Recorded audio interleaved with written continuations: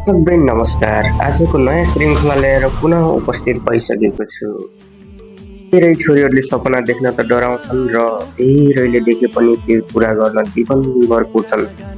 तर केही पात्र हुन्छन् जसले प्रमाणित गर्छन् सपना देख्न पनि हिम्मत चाहिन्छ र त्यो सपना पुरा गर्न अठोट आँसु र बलिदानको गहिरो नदी तर्नुपर्छ। आजको हाम्रो कथा यस्तै एक असल छोरी आमाको र एक प्रेरणादायी शिक्षिकाको छ। उनी हुन् विष्णु विशी खत्री। उदययामको समय थियो 2045 साल पौष 17 गते सुर्खेत जिल्लाको साबिक मेलकुना गाविस वडा नम्बर 9 धोरीबारीमा बागजित बुढा र कमला बुढाको कोखबाट माइली सन्तानको रूपमा जन्मिन् विष्णु। दिदीको बिहे 13 वर्षमै भएपछि विष्णुको काँधमा घर परिवारको जिम्मेवारी आयो। मेलापात घाँस दाउरा बारी जोड्नेदेखि लिएर आमालाई काममा सघाउने जिम्मा उनीमाथि नै रह्यो। पढ्ने रहर धेरै मनमा थियो, तर घरको अवस्था र गरिबीका कारण त्यो रहर धेरै पटक थन्किन पुग्यो। तर उनको सपना मरेन। कक्षा 5 सम्मको पढाइ नजिकैको अग्लिनी आधारभूत विद्यालयबाट, त्यसै गरी 8 कक्षासम्म नेरा मावि बडाखोलीबाट र 12 कक्षा जनसेवा मावि सहारे विद्यालयबाट पुरा गरे। 11 कक्षा पास गरे लगत्तै 2065 सालमा साबिक मेलकुना गाविस 7 का मानबहादुर खत्रीसँग उनको बिहे भयो। श्रीमान नेपाली सेनामा कार्यरत रहेका थिए। श्रीमानलाई आफूले पढ्न नपाएको पीडा उनीसँग थियो र त्यसैले विष्णुलाई पढाउने दृढ इच्छा शक्ति पनि। 2066 सालमा विष्णुले 12को परीक्षा पास गरिन् र त्यसै वर्ष छोरा सन्देश खत्रीको जन्म भयो।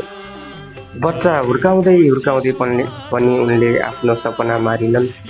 9 देखि 10 महिनाको छोरा काखमा बोकेर सुर्खेत शिक्षा क्याम्पसमा स्नातक पढ्न पुगिन्, जुन घरदेखि 50 किलोमिटर टाढा रहेको छ। पुनः 2071 सालमा छोरी समीक्षा खत्रीको जन्म भयो। त्यसै गरी 2073 सालमा स्नातक पढाइ पुरा गरिन्। स्नातक पढाइ सकेसँगै विष्णु आफ्नो गाउँ फर्किन्।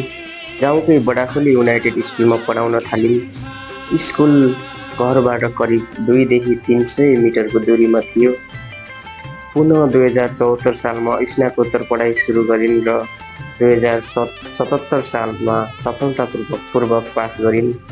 उनले 2066 सालमै निभावी शिक्षक अनुमति पत्र प्राप्त गरेकी थिइन् र 2079मा महावि तहको अनुमति पत्र पनि निकालिसकेकी थिइन् र अन्ततः 2080 साल फागुनमा शिक्षक सेवा आयोगको परीक्षामा प्रभावी तहमा नाम निकालेर चैत महिनामा रौतहट जिल्ला ईशानाथ नगरपालिकाको जनता माविमा नियुक्त भइन्। जब नियुक्ति पत्र विष्णुको हातमा पर्यो, विष्णुका आँखा रसाए। ती आँसु खुसीका मात्र थिएनन्, ती आँसु थिए घरका जिम्मेवारीको, विगतका पीडाको र सपना पुरा भएको मिठो अनुभूतिका। उनी भन्छन्, आज म जहाँ छु त्यो मेरो बुवा आमा, श्रीमान, सासु ससुरा र मेरो आफन्तको साथ र आशीर्वादकै कारण हो। सेवाभाव र सामाजिक योगदान। विष्णु र उनका श्रीमान दुवैजना मिलेर समाज सेवामा पनि सक्रिय छन्। दुखी पीडित बिरामी बेसहारा जति छन्, जहिले सकिन्छ जति सकिन्छ सहयोग पुर्याउने उनीहरूको जीवनशैली बनेको छ। श्रीमान नेपाली सेनामा जमदार पदमा कार्यरत छन्।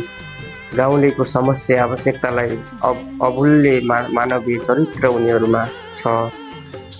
आज उनी मधेस प्रदेशको रौतहट जिल्लामा कार्यरत छिन्, तर मन भने आफ्नो गाउँमै छ, जहाँ वृद्ध आमा बुवा सासु ससुरा छन्, जहाँ छोराछोरी हुर्किँदैछन्। नेपालको शिक्षा ऐनले स्थानान्तरणको व्यवस्था नगरेकाले यही कुराले दुखी छन्, तर उनी निराश छैनन्। अबको लक्ष्य मावि तहको शिक्षक सेवामा नाम निकाल्ने उनले अठोटका साथ भनिन्।